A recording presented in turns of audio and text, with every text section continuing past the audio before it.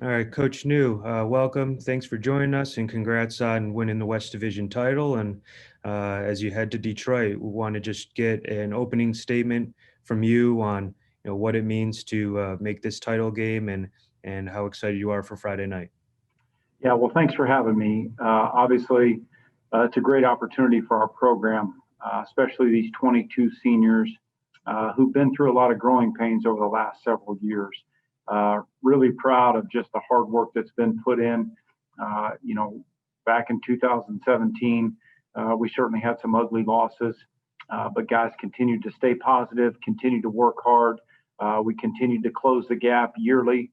I think coming out of last season, and some of the close games that we lost, our guys really took that personal and took it to heart as we started out the off season here with back then in January of this year would have been winter workouts, and certainly that was the beginning of kind of a crazy year. And so really proud of the football team for just continuing to work hard, buy into that, knowing that if we just stick to that process, we all felt strongly that we could put ourselves in this position. So it's a great opportunity for us Friday night to represent the West.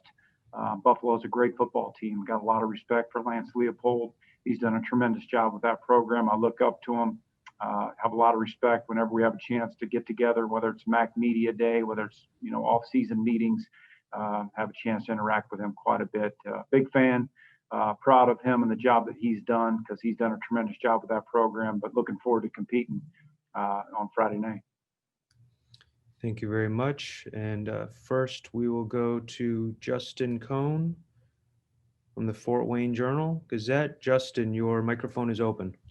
Hey, Coach.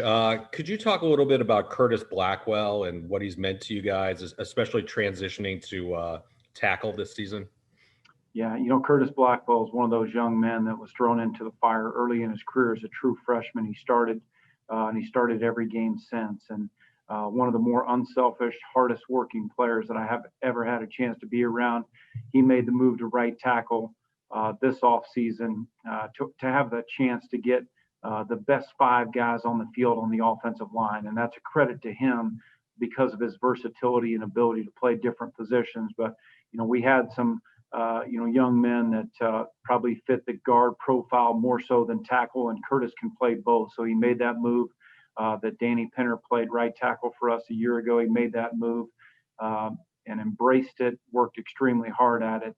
And Curtis has been one of the guys that's really helped set the standard of where we're at as a program through hard work, his commitment to being the best. He's voted as a tough Cardinal, which we have a program here that awards the 9 toughest guys, and Curtis was one of those 9 guys. And really happy for him to see his hard work, to see his commitment to our program, his positive approach, to see that pay off with an opportunity here on Friday night is awesome. And to be able to win the MAC West here at our final home game at Schumann Stadium, I know that meant a lot to Curtis and his family, and especially this group of young men.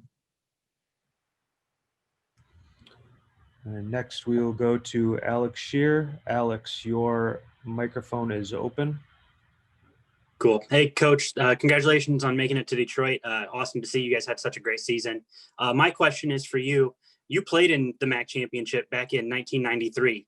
What are some of the similarities and differences for you going from playing for a title to now coaching for a MAC championship?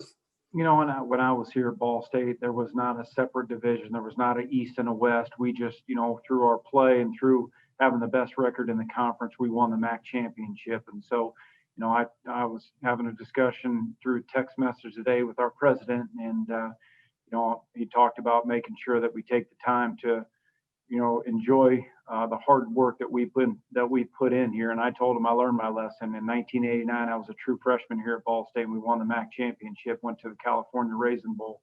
I didn't play then; I was a redshirt, and I just assumed we'd get there every single year. And I realized really fast that. Every year is a new year. Every year is about hard work. You start the process all over again. Now, we got back there my senior year in 1993. We won the MAC championship. Went to the Las Vegas Bowl. So, I've carried that with me. The last time Ball State's won an outright MAC championship was 1996. We were in the title game in 2008 against Buffalo, but it takes a lot of hard work, and don't ever take it for granted. You're never promised tomorrow. You're never guaranteed another trip to get back there. So our guys understand that. They know that. We know the opportunity that lies ahead, but certainly, being part of 2 championship teams here and being part of a Super Bowl championship with the Saints, drawing on some of the things that have taken place through the weeks of preparation during those times in our preparation this week. Cool. Thanks, Coach. Thank you. Next, we'll go to Connor Smith. Connor, your microphone is open. Hey, Coach. So with Caleb Huntley's recent decision to step down and kind of pursue other paths, how excited are you at running back to see guys like, Will Jones and Ty Evans, knowing what they've been able to do these past few weeks, potentially take that next step and have a big game here? No doubt. Those guys have worked so hard, waiting for their opportunity, and we've been kind of a running back by committee the last few weeks. And so depending on who's had the hot hand, depending on how the game is going, how the flow of the game is going, those guys have worked so hard for their opportunity, and they've made the most of it when they've gotten an increased number of snaps the last few weeks. Those guys are ready. Obviously, every one of us loves Caleb Huntley, and know it was frustrating for him not to be able to get back on the field with his injury. And he made this decision. We all support him. But our guys will be ready, and they've had a great week of preparation, a great week of focus, knowing that, all right, that definitely, I know that, in previous weeks, Caleb's gone through the walkthroughs, and we've kind of held out hope to see, how the pain was coming into game day. So, these guys know now, certainly that their number is going to be called, and they'll be ready to go. All right, next, we'll go to Jordan Gusky. Jordan, your microphone is open. Hey, Mike, you mentioned 2008 there. I was just wondering, just recently, have you been talking to any guys from that 2008 team or staff at all? Have you had any conversations with those kind of guys? I know I've talked to guys like Nate Davis and Briggs and others recently in the last few days here, but I was wondering, is there any sort of conversation between you all and what has been a part of that conversation?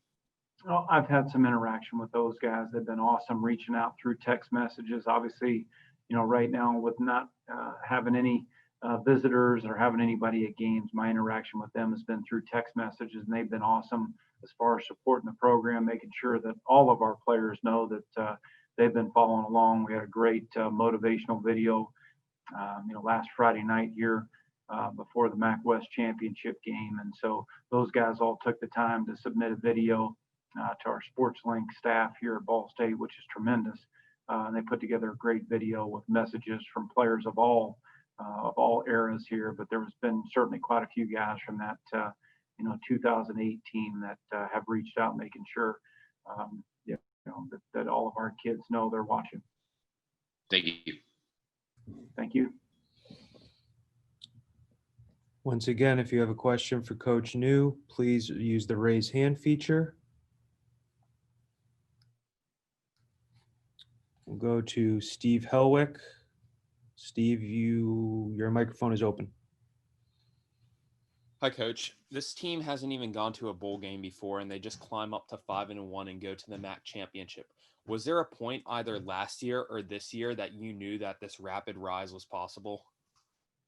I think it's just over a period of time. A lot of these guys having 22 seniors, they came in here and a lot of them played early on in their careers, whether it was, 2017, if you will. And, I knew we felt very strongly about this group, about the talent level, about the skill set, but obviously it just took a lot of hard work. It took a lot of development in the weight room, took a lot of seasoning and experience in games, if you will. But I think really what the difference, in 2017, we didn't win a game in the MAC. In 2018, we could compete with about half the teams in the conference. 2019 is when we felt like, all right, we've narrowed the gap. We know we can compete with anybody. Well, we had 3 losses there in 2019 by a combined 8 points.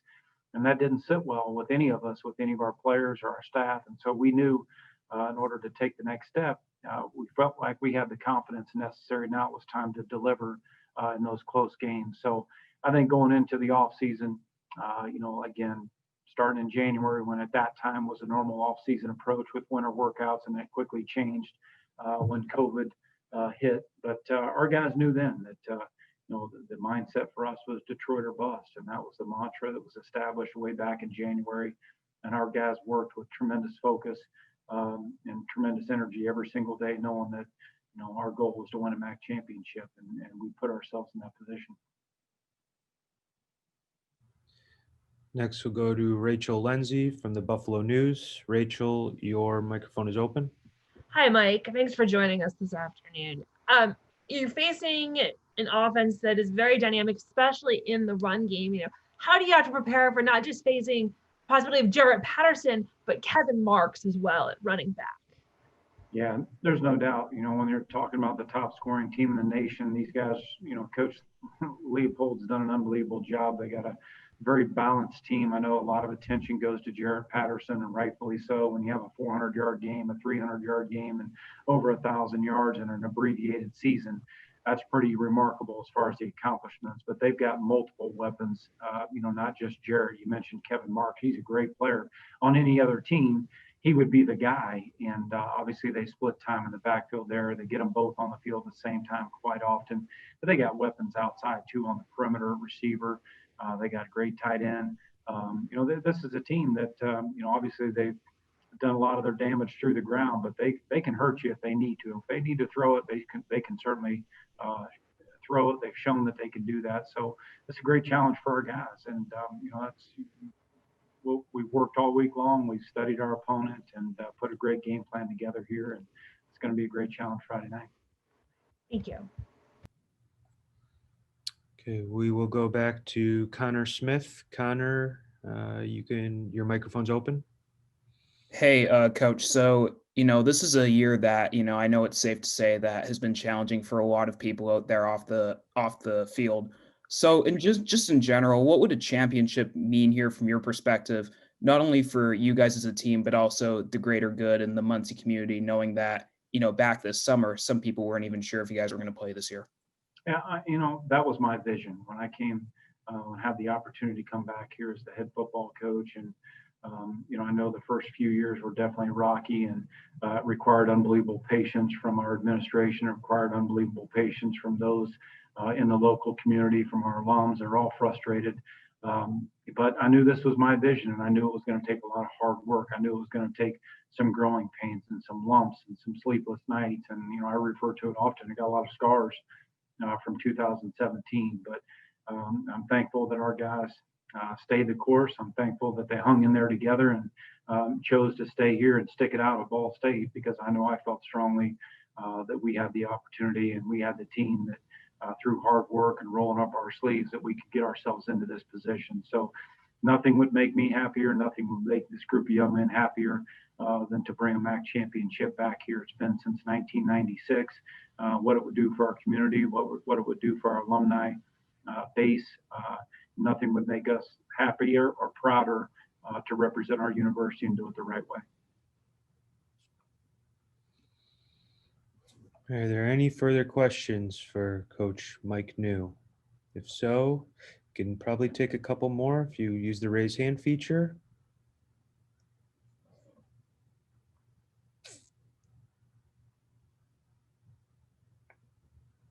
All right, Coach, if there's no further questions, we're going to let you go. Appreciate your time today, and best of luck. We'll see you up in Detroit. Okay, thank you. Have a great day. Thank you.